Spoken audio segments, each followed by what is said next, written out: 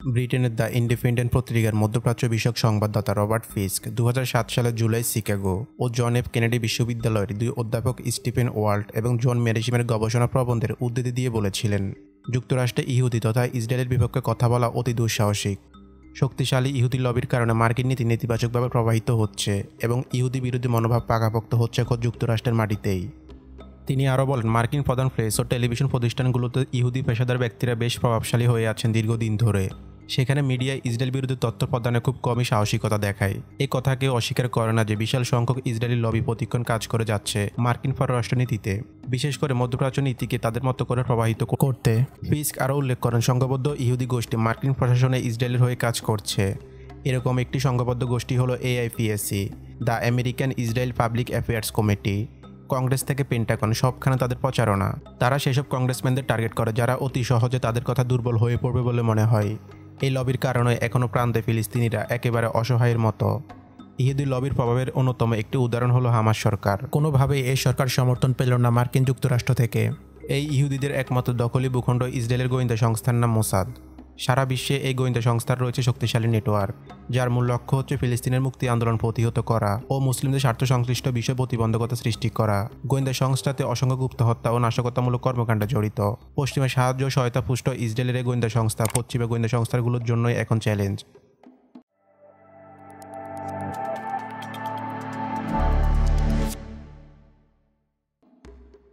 কাজের সুবিধার্থে মোসাদকে 8টি বিভাগে ভাগ করা হয়েছে। উল্লেখযোগ্য বিভাগগুলো হচ্ছে তথ্য সংগ্রহ বিভাগ, রাজনৈতিক যোগাযোগ বিভাগ, বিশেষ অপারেশন বিভাগ, ল্যাব বিভাগ এবং গবেষণা ও প্রযুক্তি। তথ্য সংগ্রহ বিভাগ হচ্ছে মোসাদের সবচেয়ে বড় বিভাগ।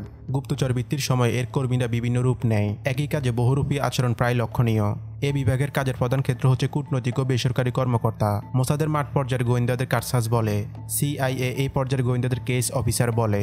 ইউরোপ ও মধ্যপ্রাচ্যে 13 থেকে 14টি অপারেশন এই বিভাগ একসাথে করতে পারে। এই বিভাগের অধীনে অনেক ডেস্ক আছে, সেখানে একজন করে ভূরাজনৈতিক বিশেষজ্ঞ রয়েছে।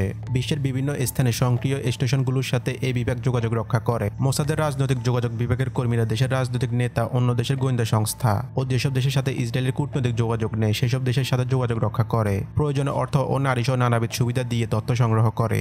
এছাড়া অন্য দেশের কূটনৈতিক ও দূতাবাস কর্মকর্তাদের সাথেও এই বিভাগের কর্মীরা ঘনিষ্ঠ যোগাযোগ রাখে। এই বিভাগকে মোসাদ মেটসাদা বলে।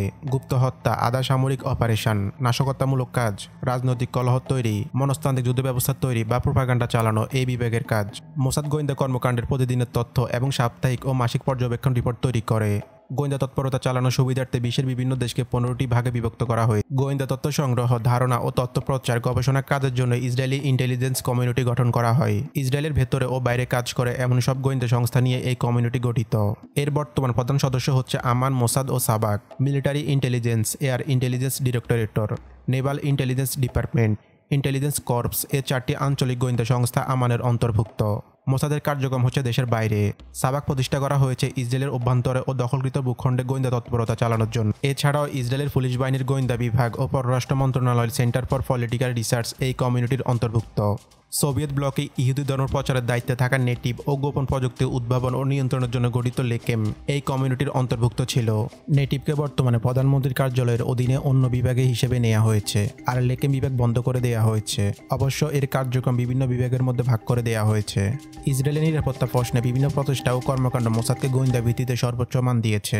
দুর্দর্শ এই গোয়েন্দা সংস্থার মূল লক্ষ্য হচ্ছে ফিলিস্তিনি মুক্তি আন্দোলন প্রতিহত করা ও আরব বিশ্বসহ মুসলিমদের স্বার্থ সংশ্লিষ্ট বিষয়ে প্রতিবন্ধকতা সৃষ্টি করা। ইসরায়েল প্রসঙ্গে বিতর্কিত বা রাজনৈতিক প্রশ্ন নিয়ে দীর্ঘস্থায়ী বাদানুবাদ তৈরি হলে এই সংস্থা ও তার কর্মীদের ওই ব্যক্তি বা সংশ্লিষ্ট কাউকে অপহরণ বা হত্যা পর্যন্ত করত।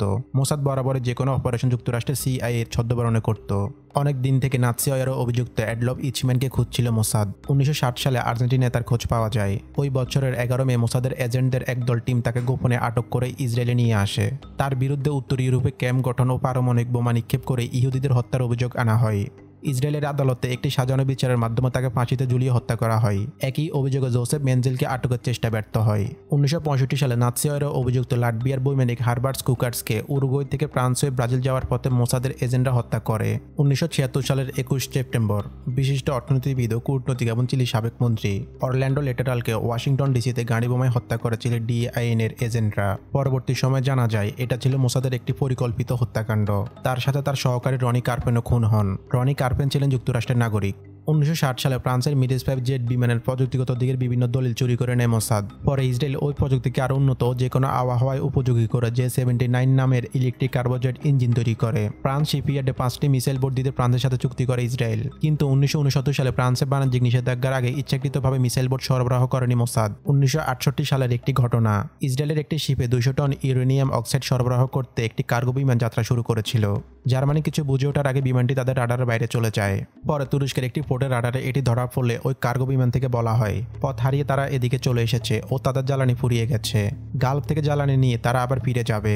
এরপর তারা নিরাপদে ওই ইউরেনিয়াম অক্সাইড ইসরায়েলের একটি শিপে খালাস করে। এটি ছিল লেকিম ও মোসাদের একটি যৌথ অপারেশন। এটি অপারেশন প্লামব্যাট নামে পরিচিত। ইউরেনিয়াম অক্সাইড পারমাণবিক বোমার কাঁচামাল হিসেবে ব্যবহৃত হয়। 1972 সালে মোসাদ জার্মানির বিভিন্ন টার্গেট ব্যক্তির কাছে পত্রবোমা পাঠিয়েছিল।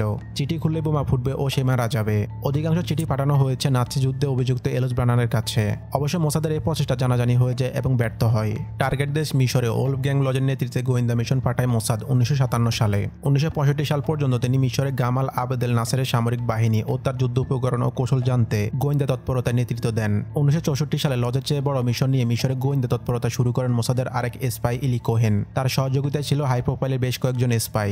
ইলি কোহেন 1965 সালের জানুয়ারিতে সিরিয়া রেডিও ফ্রিকোয়েন্সি ব্যবহার করে তথ্য পাঠানোর সময় হাতে নাতে গ্রেপ্তার হন। মিশর ও সিরিয়ায় মোসাদ উচ্চ ক্ষমতা সম্পন্ন রেডিও লিঙ্ক স্থাপন করেছিল। 1967 সালে আরব ইসরায়েল যুদ্ধ হয়। এই যুদ্ধে ইসরায়েলের বিপক্ষে ছিল মিশর, জর্দান ও সিরিয়া। এই যুদ্ধটি 6 ডে 1 নামে পরিচিত। যুদ্ধ শেষ হলেও এর রেশ ছিল দীর্ঘদিন। 1969 সালের 19 জুলাই মিশরের ছোট দ্বীপ ডিন আয়ারল্যান্ডে ইসরায়েলের ডিফেন্স ফোর্স আকস্মিক হামলা চালায়। মোসাদ এই অভিযানের নাম দেয় অপারেশন বালমাস 6। পরবর্তী সময়ে অনেক ইসরায়েলি ইহুদীয় পর্যটন সিনাই হতে মিশরে আসে অবকাশ যাপনের জন্য। মোসাদ নিয়মিত এসব পর্যটকের নিরাপত্তা দেখভালের জন্য গোয়েন্দা পাঠাতো। ধারণা করা হয় এরই ধারাবাহিকতা 2006 সালে লেবানন যুদ্ধ সংঘটিত হয়। ইসরায়েলের পারমাণবিক প্রোগ্রামের গোপন তথ্য ব্রিটেনে পাচার করার কারণে 1986 সালে ইতালির রাজধানী রোম থেকে ইসরায়েলি নাগরিক মোটাচাই ভেনুনুকে অপহরণ করে ইসরায়েলে নিয়ে আসে মোসাদ। পরে তাকে জেলে ঢোকানো হয়। 1984 সালে মোসাদ ও CIA ইথিওপিয়ার ইহুদিদের সহায়তার জন্য যে অপারেশন পরিচালনা করে তার নাম দেয়া হয় অপারেশন মোসেস। 1976 সালে উগান্ডার এয়ার ফ্রান্স ফ্লাইট 139 বিমান চিন্তাই করেছিল মোসাদের এজেন্টরা। বন্দী মুক্তির জন্য তারা এই বিমান চিন্তাই করেছিল।